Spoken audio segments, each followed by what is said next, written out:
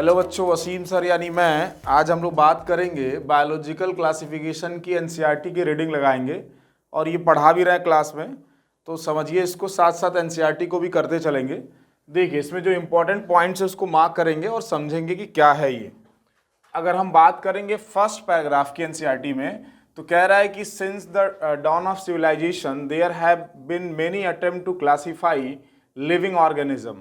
ये कहा गया कि जब सिविलाइजेशन स्टेबलाइज हो रहा था तो लिविंग ऑर्गेनिज्म को यूजेस के बेसिस पे क्लासिफाई, यानी कई बार क्लासिफाई करने की कोशिश की। जो पहली बार क्लासिफाई किया गया वो यूजेस के बेसिस पे क्लासिफाई किया गया, यानी जैसे जिस ऑर्गेनिज्म का इस्तेमाल करते थे उसी बेसिस पे क्लासिफाई कर दिया गया। अब आगे देखेंगे, it was done instinctively not using criteria. कोई ऐसा प्रॉपर क्राइटेरिया नहीं था, not using criteria that were scientific, कोई साइंटिफिक क्राइटेरिया नहीं था, but born out of the need देखिए, need to use organism for our own use, यानी जिस तरीके से यूज करते थे उसी बेसिस पे क्लासिफाई कर दिया। नीचे लिखा होगा फूड, शेल्टर एंड क्लोथिंग, यानी स्टार्टिंग में लिविंग ऑर्गेनिज्म का कोई साइंटिफिक तरीका नहीं था क्लासिफाई करने का, जिस तरीके से इस्तेमाल करते थे उसी बेसिस पे क्लासिफाई कर दिया। तो यहां से आपको एक क्वेश्चन ही बन सकता है कि सबसे पहले लिविंग ऑर्गेनिज्म को किस बेसिस पे क्लासिफाई किया गया, तो आप बोलेंगे यूजेस के बेसिस पे। क्या बोलेंगे यूजेस में? क्या? रोटी, कपड़ा और मकान। लिखा एनसीईआरटी ने फूड, शेल्टर एंड क्लोथ्स, इसी के बेसिस पे क्लासिफाई किया गया। अब आएंगे नेक्स्ट पैराग्राफ में। आप देखिए इसके नीचे वाले पैराग्राफ में बात करते हैं अरिस्टोटल। देखिए लिखा हुआ है अरिस्टोटल। अरिस्टोटल के बारे में दो बातें आपको पहले से याद है, ये फादर ऑफ बायोलॉजी भी हैं और फादर ऑफ जोलॉजी भी हैं।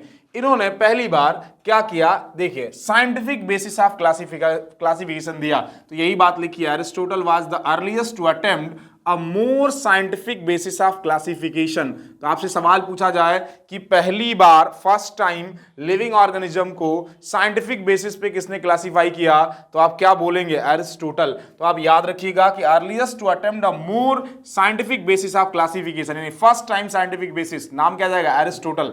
अब मान लीजिए जब क्लासिफिकेशन कर रहे होंगे तो क्या कुछ बेसिस मानेंगे या नहीं मानेंगे, तो जस्ट उसके आगे वाले लाइन में लिखा होगा कि इनका जो बेसिस था क्लासिफिकेशन का, ही यूज्ड, क्या यूज किया? Simple morphological character. तो क्या यूज किया भाई? Simple morphological character. और इसी बेसिस पे दो ग्रुप में क्लासिफाई किया पूरे लिविंग डायवर्सिटी को, एक एनिमल्स और दूसरे प्लांट। तो नीचे की तरफ लिखा होगा, देखिए इन्होंने क्लासिफाई किया, to classify plant into, plants को देखिए यहां पे लिख रहा हूं, एक प्लांट्स मिल गया आपका और दूसरा आपको मिल जाएगा एनिमल्स। दूसरा क्या भाई? एनिमल्स।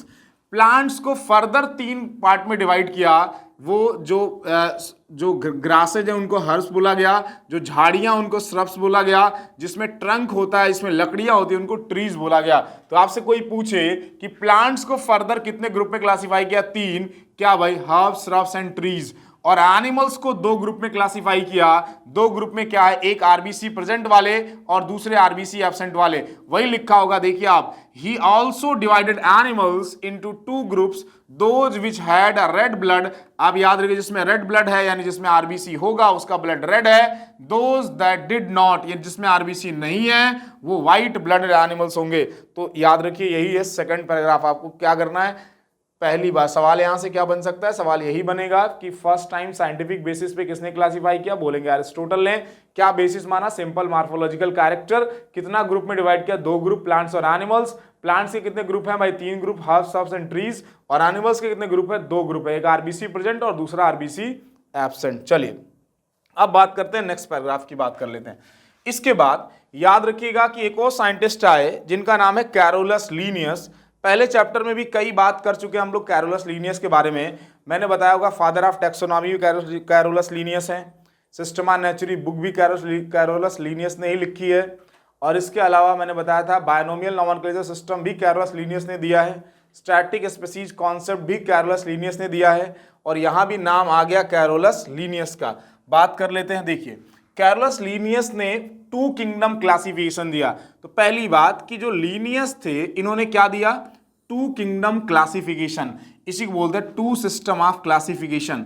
अब इन्होंने भी क्लासिफिकेशन के लिए कुछ बेसिस माना होगा।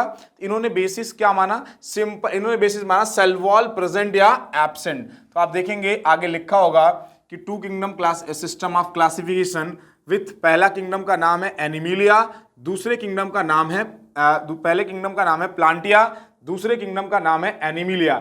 याद रखिएगा, जिनमें सेल वॉल प्रेजेंट था उनको प्लांटिया में रखा, जिनमें सेल वॉल एब्सेंट था उनको एनिमिलिया में रखा। तो आगे लिखा भी होगा कि was developed that included all plants and animals respectively. This system did not, अब ये एक बात समझिए कि जब केवल सेल वॉल को बेसिस मान के क्लासिफाई किया जाएगा तो क्या होगी, बहुत सारी गलतियां होंगी। उन्हीं गलतियों की बात एनसीईआरटी करता है। आप बताइए कि केवल सेल वॉल को बेसिस मानेंगे तो जिसमें भी सेल वॉल है उसको एक ग्रुप में रख देंगे और जिनमें सेल वॉल नहीं उनको दूसरे ग्रुप में रख देंगे। आप बताइए कि सेल वॉल तो बैक्टीरिया में भी नहीं हो, बैक्टीरिया में भी होता है, प्लांट्स में भी होते हैं, फंजाई में भी होते हैं। तो क्या इन सबको एक साथ रखना ठीक बात है? क्यों? क्योंकि बैक्टीरिया जो है प्रोकैरियोट्स, यूनिसेलुलर प्रोकैरियोट्स है और प्लांट्स जो है वो मल्टीसेलुलर यूकैरियोट्स हैं। और इसके अलावा अगर बात किया जाए कि उसमें कुछ ऐसे भी ऑर्गेनिज्म है जो फोटोसिंथेटिक है और नॉन फोटोसिंथेटिक है, तो बात यही आती है कि केवल जब इन्होंने सेल वॉल को बेसिस माना तो तीन बड़ी गलतियां कर दी। पहली बड़ी गलती ये थी कि यूनिसेलुलर और मल्टीसेलुलर को एक ही में रख दिया। दूसरी गलती ये कर दी कि यूकैरियोट्स और प्रोकैरियोट्स को एक ही में रख दिया। और तीसरी गलती ये कर दी कि फोटोसिंथेटिक और नॉन फोटोसिंथेटिक को एक ही में रख दिया। इन्हीं गलतियों की बात एनसीईआरटी में कर रहा है। मैं पढ़ के आपको बताता हूं, देखिए आगे लिखा, this system did not distinguish between किसके बीच में भाई? Eukaryotes and prokaryotes. ये क्लियर नहीं कर पाया, यूकैरियोट्स और प्रोकैरियोट्स को अलग अलग नहीं कर पाया, एक ही में रख दिया। दूसरा, यूनिसेलुलर एंड मल्टीसेलुलर, यूनिसेलुलर और मल्टीसेलुलर ऑर्गेनिज्म को भी एक ही में प्लेस कर दिया। और इसके अलावा फोटोसिंथेटिक ग्रीन एल्गी और नॉन फोटोसिंथेटिक फंजाई, इनको भी एक ही ग्रुप में रख दिया। तो आपसे कोई पूछे कि demerits of two kingdom classification, तो कितने डीमेरिट्स हैं? तीन डीमेरिट्स है, वो यहीं पर दिया हुआ, ये डीमेरिट्स दिया हुआ है यहाँ पे। आ रही बात समझ में? अब बात करते हैं आगे की तरफ। Classification of organism into plants and animals was easily done and was easy to understand but a large number of organism. देखिए कह रहा है कि जो इन्होंने क्लासिफिकेशन दिया हुआ है दो किंगडम, प्लांट्स और एनिमल्स, इसको आसानी से तो पढ़ सकते हैं या आसानी से डन कर सकते हैं, लेकिन इस क्लासिफिकेशन में बहुत सारे ऐसे ऑर्गेनिज्म थे जो दोनों में से किसी किंगडम में फिट नहीं हो रहे थे। तो वही लिखा होगा कि fall into either categories, hence the two kingdom classification used for a long time was found inadequate। मतलब ये जो किंगडम क्लासिफिकेशन है ये लंबे समय तक था लेकिन ये अपर्याप्त था।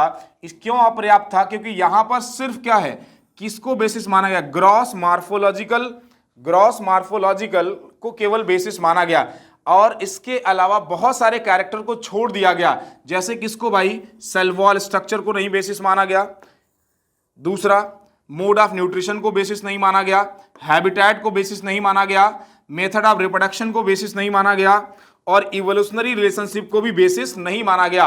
इसके अलावा और भी चीजें हो सकती है बेसिस के लिए, इसीलिए क्लासिफिकेशन पूरी तरह से पर्याप्त नहीं था और चेंज हुआ टाइम टू टाइम। तो वही आगे लिखा हुआ, classification system for a living organism have hence undergone several changes. बाद में टाइम टू टाइम क्या हुआ, ये बदलता गया। तो बात समझ लीजिए, ये पहला पेज है एनसीईआरटी का, इसमें क्या क्या दिया हुआ है ये बातें मैं बता दिया। इसमें तीन चार बातें आपसे पूछी जा सकती है। एक, पहली बात किस बेसिस पे क्लासिफाई किया गया? तो यूजेस के बेसिस पे। दूसरा ये पूछा जा सकता है पहली बात साइंटिफिक बेसिस पे किसने क्लासिफाई किया? तो अरिस्टोटल ने। तीसरी बात ये पूछी जा सकती है कि टू किंगडम क्लासिफिकेशन किसने दिया? तो कैरोलस लीनियस ने। चौथी बात ये पूछी जा सकती है आपसे कि टू किंगडम क्लासिफिकेशन के बेसिस क्या है? तो टू किंगडम क्लासिफिकेशन के बेसिस क्या है? तो बताइए, सेल वॉल प्रेजेंट या एब्सेंट। और पांचवें में डीमेरिट्स की बात की जा सकती है कि कितने डीमेरिट्स हैं टू किंगडम क्लासिफिकेशन के? तो तीन डीमेरिट्स हैं, प्रोकैरियोट्स और यूकैरियोट्स को एक साथ रखा, यूनिसेलुलर मल्टीसेलुलर को एक साथ रखा और फोटोसिंथेटिक नॉन फोटोसिंथेटिक को भी एक साथ रखा। ये हो गया फर्स्ट पेज एनसीईआरटी का। एक एक बात एक्सप्लेन कर दिया मैंने। अब आते हैं नेक्स्ट पेज पे।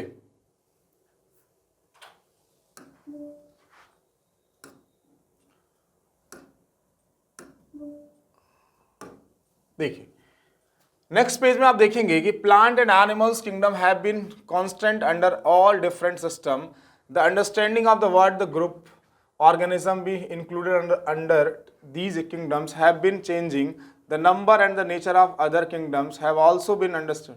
Understood differently by the different scientific over the time. कह रहा ना कि जो क्लासिफिकेशन सिस्टम है, पहले तो कैरस लिनियस का 2 किंगडम क्लासिफिकेशन आ गया, 2 किंगडम, उसमें प्लांटिया था और एनिमिलिया था। ये प्लांटिया और एनिमिलिया 2 किंगडम से 3 किंगडम बना तब भी था, 3 किंगडम से 4 किंगडम बना तब भी था, 4 किंगडम से 5 किंगडम बना तब भी था। यानी 2 किंगडम से 5 किंगडम बन गया, लेकिन किंगडम प्लांटिया और एनिमिलिया वैसे ही प्रेजेंट था। हाँ, बीच बीच में नए नए किंगडम आते गए और ऐड होते गए। पहली बार जब 2 किंगडम से 3 किंगडम बना तो मोनेरा ऐड हो गया, 3 किंगडम से 4 किंगडम बना तो प्रोटिस्टा ऐड हो गया, 4 किंगडम से 5 किंगडम बना तो फंजाई ऐड हो गया।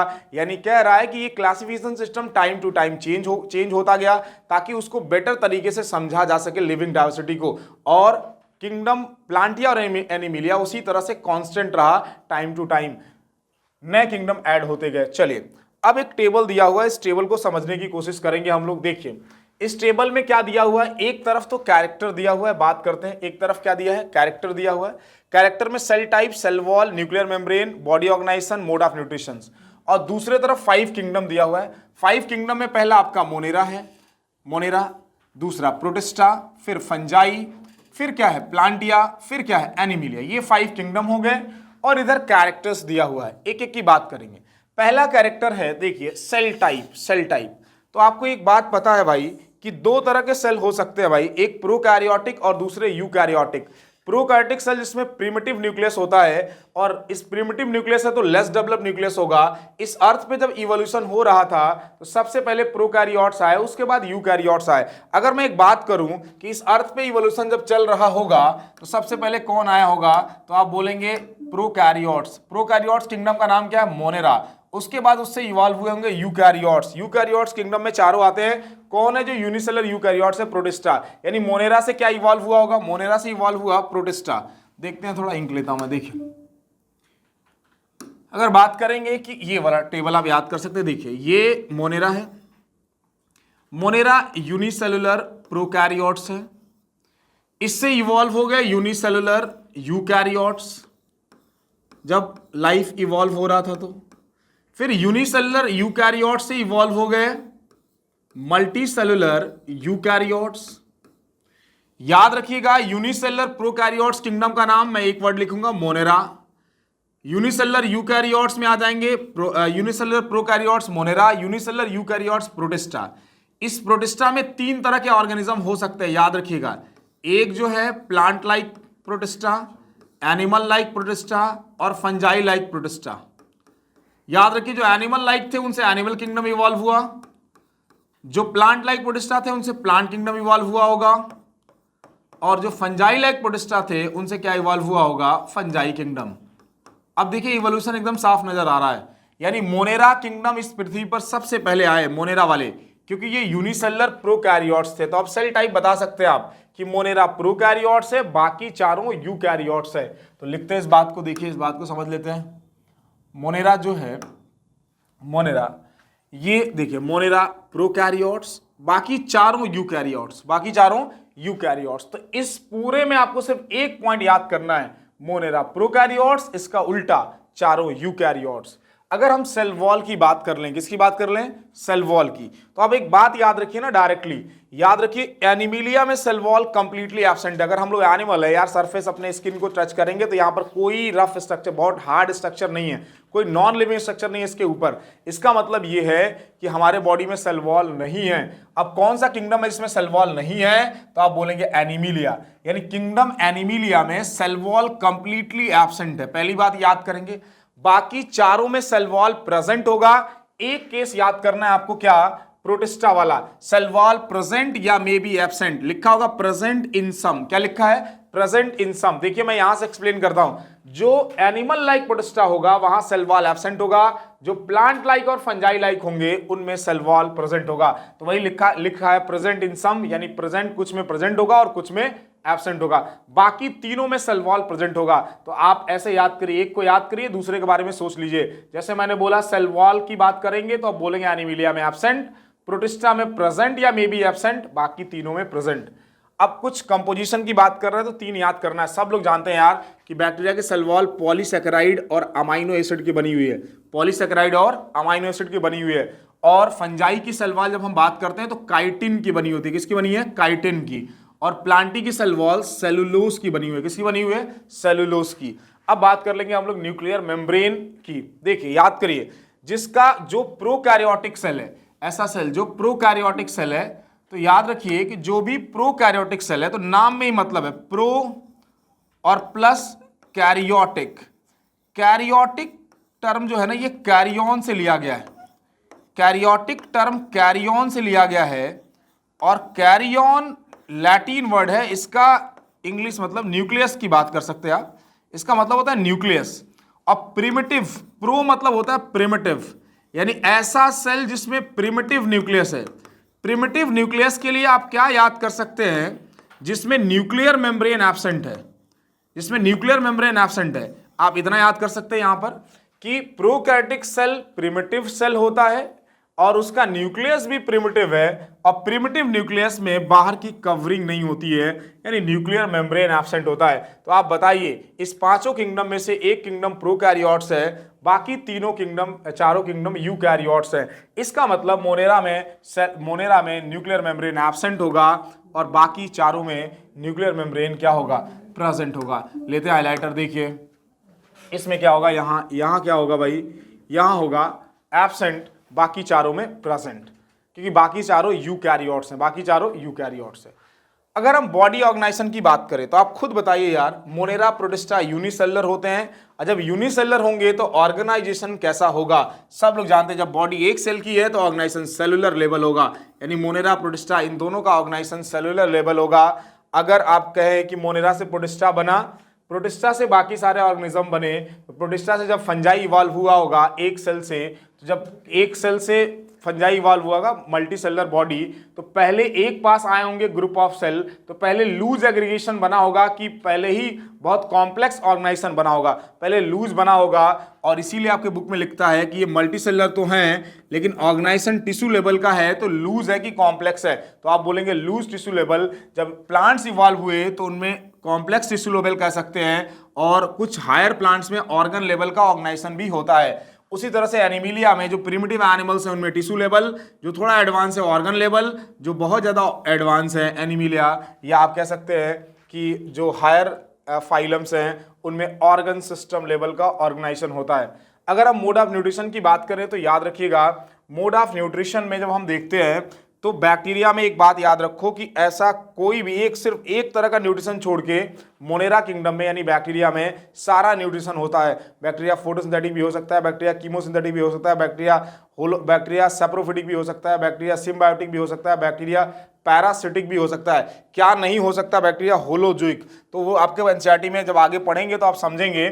यहाँ लिखा तो बस होगा ऑटोट्रॉफिक, और क्या होगा भाई?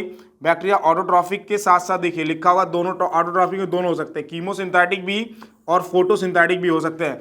हेट्रोट्रॉफिक में देखिए लिखा होगा क्या क्या हो सकते हैं, सैप्रोफिटिक भी हो सकते हैं और पैरासिटिक भी हो सकते हैं। एक चीज एनसीईआरटी में यहाँ नहीं लिखा हुआ, सिम्बायोटिक भी बैक्टीरिया हो सकता है। क्या नहीं हो सकता बैक्टीरिया? कभी होलोजोइक न्यूट्रिशन नहीं करता बैक्टीरिया, कभी होलोजोइक, कभी फूड को बॉडी के अंदर नहीं ले सकता। इसीलिए आपके बुक में एक लाइन लिखा होगा कि bacteria show most extensive metabolic diversity. ये लाइन को एक्सप्लेन करते हैं क्योंकि बैक्टीरिया में डिफरेंट टाइप का मोड ऑफ न्यूट्रिशन प्रेजेंट है। अब बात करिए भाई प्रोटिस्टा की। प्रोटिस्टा में भी प्लांट लाइक भी है, एनिमल लाइक भी है, फंजाई भी लाइक भी है। इसका मतलब ये ऑटोट्रॉफिक भी होगा और हेट्रोट्रॉफिक भी होगा। ऑटोट्रॉफिक में ये फोटोसिंथेटिक हो सकते हैं, याद रखिएगा। और हेट्रोट्रॉफिक में अगर आप बात करेंगे तो हेट्रोट्रॉफिक में ये पैरासिटिक भी हो सकते हैं और इसके अलावा सेप्रोफिटिक भी हो सकते हैं प्रोटिस्टा वाले। चलिए फंजाई की बात करते हैं। तो फंजाई भाई प्लांटिया से इसीलिए निकाला गया क्योंकि हेट्रोट्रॉफ्स थे, नॉन फोटोसिंथेटिक थे, और मोस्टली फंजाई सेप्रोफिटिक होते हैं, कुछ पैरासिटिक भी हो सकते हैं। अगर हम बात करते हैं प्लांट्स की, तो प्लांट्स तो भाई ऑटोट्रॉफिक होते हैं और लाइट को ट्रैप करते हैं। इसका मतलब क्या करेंगे? फोटोसिंथेसिस। और एनिमिलिया वाले क्या होते हैं? हेट्रोट्रॉफिक होते हैं, फूड के लिए दूसरे पे डिपेंड है। मोस्टली एनिमल्स होलोजोइक हैं, कुछ सैप्रोफिटिक भी हो सकते हैं। चलिए इतनी बात हम कर सकते हैं भाई ये टेबल की बात। इसके बाद वाले लाइन की देखते हैं नीचे की तरफ क्या लिखा हुआ है। देखिए इसको, इसमें आपको मैंने बताया कि पहले 2 किंगडम क्लासिफिकेशन आया, फिर 3 किंगडम आया, फिर 4 किंगडम आया, फिर 5 किंगडम। 1969 में R.H. विटेकर ने, याद रखिए क्या दिया? 5 किंगडम क्लासिफिकेशन। और 5 किंगडम क्लासिफिकेशन में क्या क्या ऐड किया, मोनेरा, प्रोटिस्टा, फंजाई, प्लांटी, और इसके साथ साथ क्या आ गया, एनिमिलिया। यानी फाइनली अब 5 किंगडम बन गए। सवाल कोई पूछ दे आपसे कि प्लांटिया और एनिमिलिया को किसने बनाया, तो आप बोलेंगे कैरोलस लीनियस ने। बाद में ये चेंज होते होते बन गया 5 kingdom.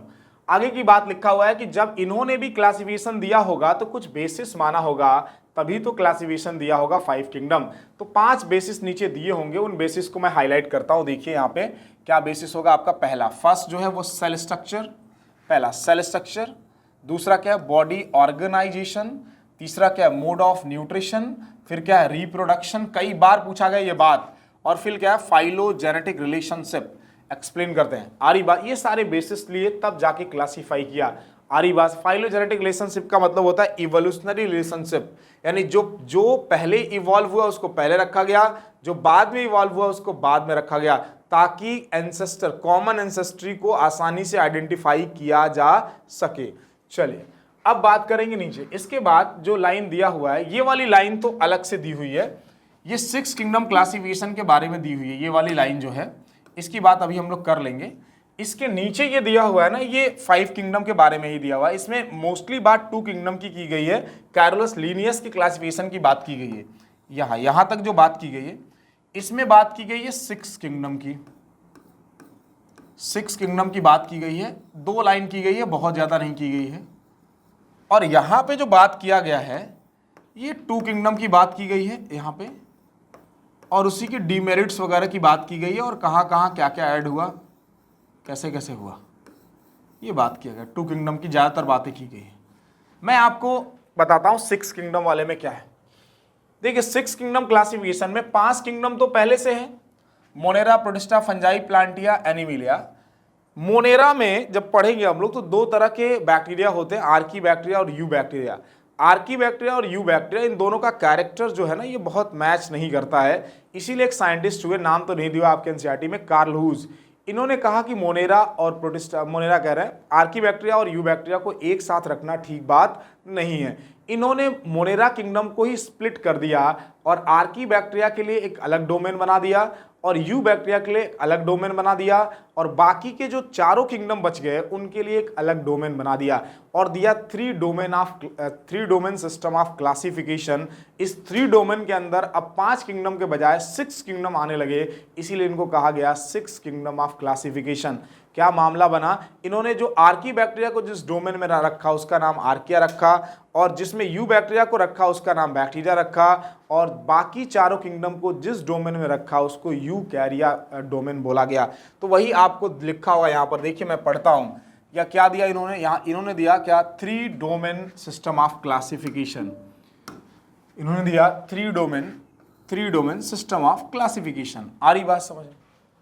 Also been propose that divided the kingdom Monera. देखिए लिखा भी है, किसको डिवाइड किया, किस किंगडम को डिवाइड किया, मोनेरा को डिवाइड किया, 2 डोमेन में डिवाइड कर दिया। आ रही बात? और बाकी के जो बचे हुए यूकैरियोटिक किंगडम थे ना, उनके लिए एक तीसरा डोमेन बना दिया। तो फाइनली कितने डोमेन बन गए, 3 डोमेन। और अब किंगडम कितने हो गए, 4 तो पहले से किंगडम थे और मोनेरा को स्प्लिट करके 2 किंगडम बना दिया, तो अब टोटल 6 किंगडम हो गए। बाकी जो डिटेल स्टडी करेंगे, लिखा होगा you will learn about this system in detail in higher classes. बाकी जो इस किंगडम के बारे में आप पढ़ेंगे वो हायर क्लासेस में पढ़ेंगे। अब बाकी के नीचे वाले टेबल की बात कर लेते हैं। देखिए नीचे दिया होगा, let us look at this 5 kingdom classification. जो आप 5 किंगडम क्लासिफिकेशन को देख रहे हैं, to understand the issues and consideration that influence that the classification system, earlier system classification system included bacteria. देखिए कह रहा है ना कि जब 2 किंगडम क्लासिफिकेशन था स्टार्टिंग में, जो अभी आप 5 किंगडम क्लासिफिकेशन देख रहे हैं वो ऐसा नहीं था। पहले क्या आया था, 2 किंगडम क्लासिफिकेशन स्टार्टिंग में, और उस 2 किंगडम क्लासिफिकेशन में बैक्टीरिया, ब्लू ग्रीन एल्गी, और ये देखिए फंजाई, मॉसेस, फर्न, जिम्नोस्पर्म और एंजियोस्पर्म, इन सबको प्लांट्स में रखा गया था। इन सबको प्लांट्स में रखा गया था, याद रखिएगा, यानी सबको प्लांटिया में रखा गया था। सबको किसमें रखा गया, प्लांटिया में। क्यों? क्योंकि इन सब के पास सेल वॉल प्रेजेंट होता है, इसीलिए सबको कैरोलस लीनियस ने प्लांटिया में रख दिया। बाद में देखिए, the character that unified this whole kingdom was that all organism included had a cell wall in their cell। वही लिखा भी है कि इन सबके पास, सबके लिए सिर्फ एक कैरेक्टर को यूनिफाइड किया गया होल किंगडम के लिए, और उस कैरेक्टर का नाम था सेल वॉल। यानी इन सब के पास सेल वॉल था, इसीलिए इन सब को रख दिया प्लांटिया में, यानी प्लांट्स में। आगे देखिए, भले this place together group use widely deferred in other character, जबकि ये दूसरे कैरेक्टर में एक दूसरे से बहुत ही डिफरेंस थे। जैसे आगे लिखा भी हुआ कि it brought together prokaryotic bacteria and the blue green algae, जिसको बोलते हैं cyanobacteria, with the other group which were eukaryotes. इन्होंने कहा कि पहली गलती तो ये की कि जो प्रोकैरियोटिक बैक्टीरिया था और बाकी के जो ऑर्गेनिजम्स थे यूकैरियोटिक, उनको एक साथ रख दिया, ये गलती हो गई।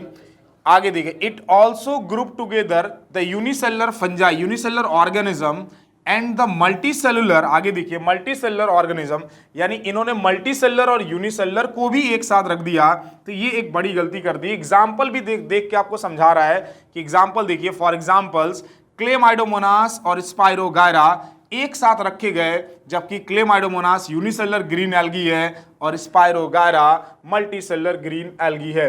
दोनों को एल्गी के अंदर रख दिया, क्यों? क्योंकि दोनों के पास सेल वॉल था, तो ये एक बड़ी गलती थी। इसके बाद आगे लिखा है कि this classification did not differentiate between, इन्होंने ये इसको भी डिफरेंशिएट नहीं किया, heterotrophic fungi and autotrophic green plants, यानी हेट्रोट्रॉफिक फंजाई और ऑटोट्रॉफिक ग्रीन, यानी नॉन फोटोसिंथेटिक और फोटोसिंथेटिक को भी एक ही साथ रख दिया। आगे भी एक बात लिखा होगा कि भले ही दोनों में सेल वॉल है, though they also showed a characteristic differences in their cell wall composition. भले इन दोनों के पास सेल वॉल था, लेकिन दोनों के सेल वॉल कंपोजिशन में भी क्या था? डिफरेंस था, क्योंकि फंजाई की सेल वॉल काइटिन की बनी होती है, और आगे देखते हैं जो प्लांट की सेल वॉल है वो किसकी बनी होगी? जो प्लांट की सेल वॉल है वो बनी होगी, प्लांट की सेल वॉल जो होगी वो बनी होगी सेलुलोज की। किसकी बनी है? सेलुलोज की। तो ये भी भले ही दोनों के पास सेल वॉल है, फंजाई के पास भी सेल वॉल है, प्लांट्स के पास भी सेल वॉल है, लेकिन दोनों के सेल वॉल के कंपोजिशन में क्या है भाई? डिफरेंस है, तो आप दोनों को एक साथ नहीं रख सकते।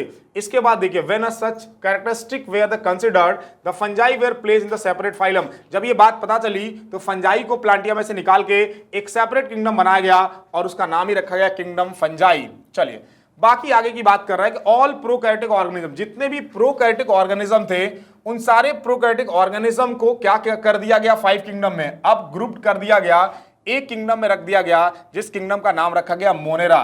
और जितने यूनिसेलुलर यूकैरियोट्स थे, इन सबको अब एक किंगडम में रख दिया गया और उसका नाम रखा गया प्रोटिस्टा। नाम क्या रखेगा? प्रोटिस्टा। फिर बाद में kingdom protista has brought together Chlamydomonas. याद रखिए कि पहले क्लेमाइडोमोनास और क्लोरेला को 5 किंगडम में प्रोटिस्टा में रखा गया, जबकि earlier place in algae with in plants, जबकि स्टार्टिंग में इनको कहां रखा गया था? एल्गी में, जो गलत था, बाद में सुधारा गया आरएच विटेकर के द्वारा। And both having cell wall. चलिए उसके बाद इसी तरीके से ठीक पैरामीशियम और अमीबा को भी स्टार्टिंग में अर्लियर क्लासिफिकेशन में कहां प्लेस कर दिया गया भाई? एनिमिलिया में। बाद में इसको कहां रखा गया? इनके पास सेल वॉल नहीं था, इसीलिए इसको हटा के कहां रख दिया गया भाई? इसको रखा गया निकाल के प्रोटिस्टा में, क्योंकि ये यूनिसेलुलर प्रोकैरियोट्स थे। आगे लिखा हुआ it has put together organism which in earlier classification system were placed in the different kingdom. This happened because the criteria for classification changed. ये क्यों हुआ? क्योंकि क्लासिफिकेशन का क्राइटेरिया चेंज किया गया और धीरे धीरे क्लासिफिकेशन सिस्टम को सुधारा गया। This kind of change will take place in the future too depending on the improvement in our understanding of the characters and the evolutionary relationship. कह रहा है कि ये अभी चेंज हुआ है और फ्यूचर में भी ये अभी तो टाइम टू टाइम चेंज हुआ है और फ्यूचर में भी ये चेंज हो सकता है। क्यों? ताकि अच्छे तरीके से लिविंग डाइवर्सिटी को समझा जा सके। अगर कोई बहुत अच्छे से समझा देगा तो आगे भी ये जाके चेंज हो जाएगा। वही लिख रहा है, इस बात को एनसीईआरटी बता रहा है। Over time an attempt has been the made evolve a classification system which reflect not only the morphological, यानी अभी सिर्फ मार्फोलॉजिकल को बेसिस नहीं मानते हैं, फिजियोलॉजी भी बेसिस मानते हैं, रिप्रोडक्टिव सिमिलरिटीज को भी देखते हैं, और इसके अलावा फाइलोजेनेटिक रिलेशनशिप को भी देखते हैं, तब जाके क्लासिफिकेशन किया गया। ऐसा नहीं है कि सिर्फ एक ही को बेसिस मान के क्लासिफाई कर दिया गया। प्रेजेंट टाइम में फाइलोजेनी यानी इवोल्यूशनरी रिलेशनशिप को भी बेसिस मान के क्लासिफाई किया गया। चलिए लास्ट वाले पैराग्राफ में ये लिखा होगा कि इस चैप्टर में इन दिस चैप्टर में हम लोग बात करेंगे मोनेरा किंगडम के बारे में पढ़ेंगे, प्रोटिस्टा किंगडम के बारे में और फंजाई के बारे में पढ़ेंगे। और बात करिए कि जो तीसरा चैप्टर है उसमें प्लांटिया की बात करेंगे और जो चौथा चैप्टर है उसमें एनिमिलिया की बात करेंगे। चलिए यहां तक एनसीईआरटी की रीडिंग हमने लगाई। अब नेक्स्ट वीडियो में इसके आगे की बात करेंगे। Thank you so much.